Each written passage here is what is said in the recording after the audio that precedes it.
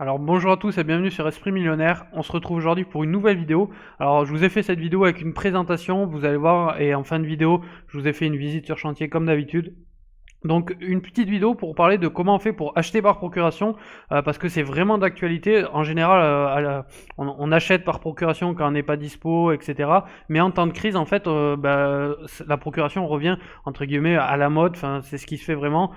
Pour vous dire, vous allez le voir dans la petite présentation, moi j'ai signé un bien par procuration. Du coup, je vous ai réexpliqué toutes les étapes, etc. Et je vous ai mis des copier-coller de comment ça s'est passé, les vrais documents que j'ai signés, etc. pour la procuration, pour que vous voyez comment ça se passe. Bref, voilà, j'en dis pas plus. De toute façon, j'ai tout mis dans la présentation. Je l'ai fait assez courte, assez concise pour qu'elle soit efficace. Du coup, on va voir acheter un bien, peu importe où vous êtes, et même en cas de crise, parce que c'est valable aujourd'hui, mais c'est valable toute l'année, peu importe, suivant les situations. Alors, la procuration en quelques mots. Alors, là, rapidement, pour ceux qui connaissent pas, signer par procuration, c'est quoi? C'est signer un achat ou une vente en donnant les pouvoirs à quelqu'un d'autre. Donc, on procure les pouvoirs à quelqu'un d'autre tout simplement. À qui? Donc, à une personne de son choix. Alors, le plus souvent, c'est une personne de l'étude du notaire, mais vous pouvez donner procuration, comme quand vous allez voter, vous pouvez donner procuration à un membre de la famille, un proche, etc., pour qu'il aille signer à votre place à une personne de confiance.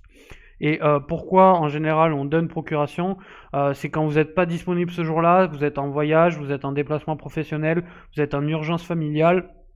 Et il faut signer absolument. Des fois, il vaut mieux signer une procuration plutôt que de décaler la signature d'une semaine, 2 semaines, ou comme en ce moment, par exemple, en cas de crise ou empêchement indépendant de votre volonté, soit vous décalez tout votre projet, soit vous décidez de signer quand même par procuration. Alors voilà grosso modo à quoi ça sert.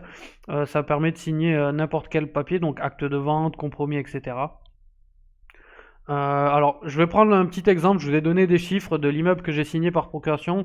Donc, j'ai acheté un immeuble de 4 appartements que j'ai négocié 109 000 euros, 11 000 euros de frais de notaire, plus frais bancaires. Alors, je crois que je suis à 11 400 exactement, plus 40 000 euros de travaux. Donc, c'est une enveloppe travaux. C'est un projet donc du coup à 160 000 euros.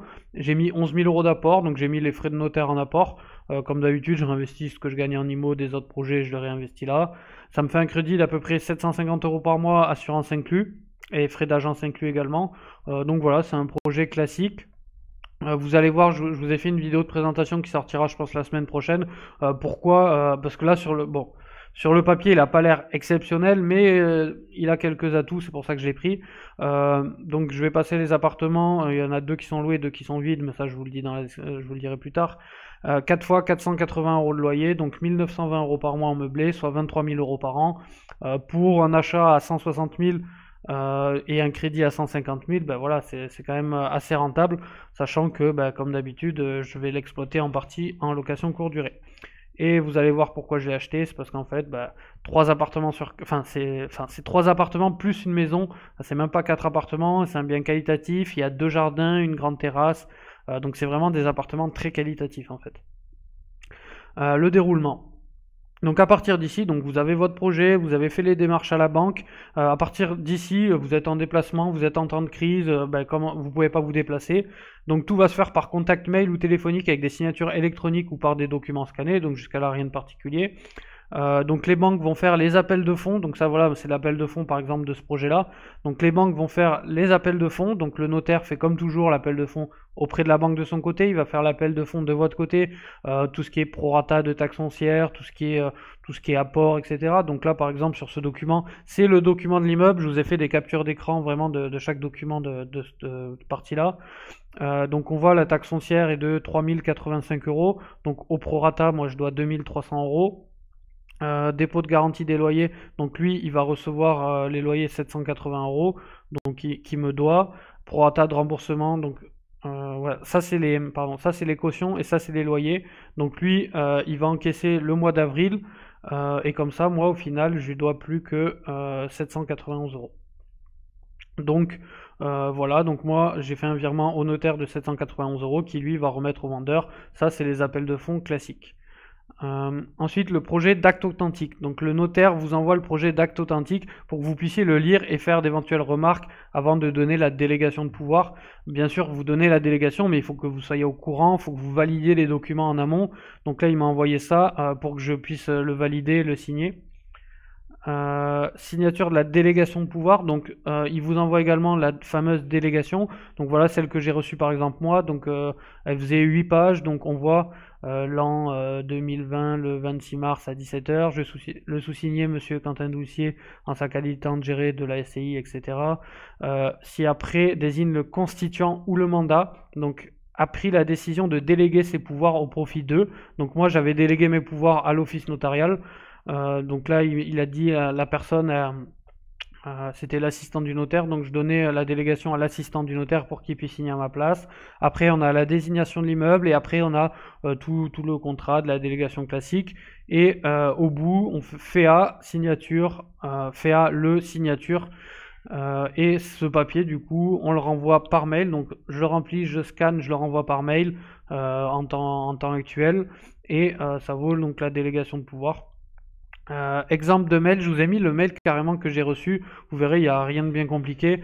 Cher monsieur, comme convenu, je vous prie de bien vouloir trouver 6 juin une délégation de pouvoir que je vous remercie de bien vouloir me retourner par retour de mail après l'avoir complété de la manière suivante. Apposez vos initiales en bas des pages, à l'exception de la dernière. Datez et signez la dernière page avec mention lu et approuvé, bon pour pouvoir au-dessus de votre signature. Je vous remercie de joindre également, bon ça c'est la suite, à votre mail, une copie de la pièce d'identité. Bon ça j'ai pas compris parce qu'ils l'ont déjà, parce que j'ai signé plusieurs biens avec lui. Un RIB de la SCI concernée. Les demandes d'adhésion à l'assurance emprunteur ainsi que l'acceptation par le dit assureur. Donc ça voilà, envoyer l'assurance du bien tout simplement et l'assurance du prêt. Et voilà l'attestation d'assurance du bien. Je vous indique avoir procédé à l'appel de fonds auprès de votre banque ce jour, donc ça veut dire que c'est bon, elle a bien reçu. Par ailleurs, vous trouverez 6 juin le projet d'acte de vente et du prêt sur lequel vous voudrez bien me donner votre accord par retour de mail. Voilà, il fallait pas le signer, il fallait que dans le mail je lui dise ok j'accepte, il faut qu'il y ait une preuve écrite, j'accepte le projet de compromis, vous souhaitez en bonne réception, le notaire. Donc voilà comment ça se passe, vous voyez finalement c'est assez simple. Donc c'est vrai qu'on l'utilise aujourd'hui au temps de crise, mais c'est vrai que ça m'est déjà arrivé. Sur ce projet-là, quand j'ai signé le compromis de vente, on avait tout signé par procuration. De cet immeuble, je n'ai jamais vu le vendeur, j'ai toujours eu juste contact avec l'agent immobilier. Donc comme quoi, vous pouvez le faire à distance. Alors c'est valable actuellement, mais c'est valable si vous êtes dans n'importe quel pays, que vous devez signer un papier, que vous n'êtes pas là, vous êtes en déplacement, vous êtes expatrié, vous pouvez très bien faire des procurations comme ceci. Ensuite, la date de signature et c'est bon. Donc, une fois qu'on a signé ça, ils m'avaient communiqué. Donc, j'ai signé ça le 26 mars. Ils m'ont communiqué la date de signature le 1er avril, la date du poisson d'avril. On attend la date de signature. On reçoit la preuve que c'est bon par le notaire. Donc là, à part attendre le 1er avril, il n'y avait rien à faire. Donc, ce que j'ai fait, j'ai même demandé, je crois que c'était le 30 mars, je lui ai dit est-ce que c'est bon? Est-ce que ça va se faire? La signature va se faire?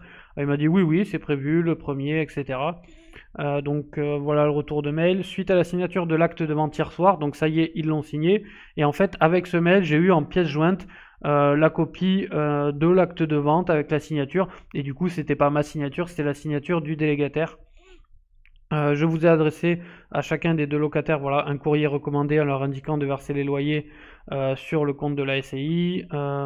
Souhaitez-vous que je joigne au courriel le RIB ou que j'indique votre numéro? Bon voilà, ça c'est pour les futurs loyers. Donc là, pour le coup, je lui ai dit qu'elle envoie un courrier avec le RIB de la SCI. Mais moi voilà, je vais passer me présenter auprès des locataires. Mais vu qu'en ce moment, on est en confinement, je préférais qu'elle leur envoie ça. Et moi, j'irai le plus tard possible les voir. Mais il faudrait que fin du mois, je puisse aller les voir. Vous souhaitez en bonne réception. Voilà. Et ensuite, on récupère les clés et c'est parti. Alors, ce que je vais faire, c'est que je vais aller vous faire carrément une vidéo sur place pour vous dire comment j'ai récupéré les clés et vous montrer en quelques secondes l'immeuble. Mais dans tous les cas, je vous ferai une vidéo quand je serai sur place. Je vais en profiter. Je vais tourner une vidéo. Donc voilà, bon je fais la conclusion directement là-bas. Voilà, après les procurations, etc. Donc là aujourd'hui j'ai pris rendez-vous tout simplement avec l'agent immobilier. Il m'a déposé les clés de l'immeuble, donc là j'ai bien toutes les clés. Les propriétaires avaient un deuxième jeu de clés, donc ils vont les déposer en agence lundi. Donc là on est vendredi, donc ils vont les déposer lundi en agence. Je repasse à l'agence les récupérer. Et voilà comment j'ai signé un immeuble. Par procuration, ça fait 1 mois et demi que je suis pas, 1 mois et demi, 2 mois que je suis pas venu dans l'immeuble, donc ce qui est bien c'est que rien n'a bougé. Mais voilà, comme quoi on peut signer tout à distance avec les procurations. Je vous fais une vidéo, je pense la semaine prochaine, de visite de cet immeuble. Vous allez le voir, enfin, il est sympa, il est quand même pas mal. Regardez, C'est loin d'être pourri, et ça c'est l'appartement que je refais entièrement par exemple, si j'ai des appartements en meilleur état. Bref, vous verrez ça la semaine prochaine.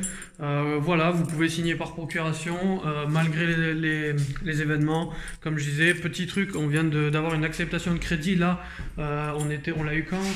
On l'a eu, je crois, le 1er ou le 2 avril, on a eu une acceptation. Moi j'ai signé le 1er avril cet immeuble, donc comme quoi ça avance toujours. Il y a ceux qui disent ah, l'immobilier on est bloqué, il y a ceux qui avancent toujours. Voilà, n'hésitez pas si vous avez des questions à les mettre en commentaire et nous on se retrouve sur une prochaine vidéo.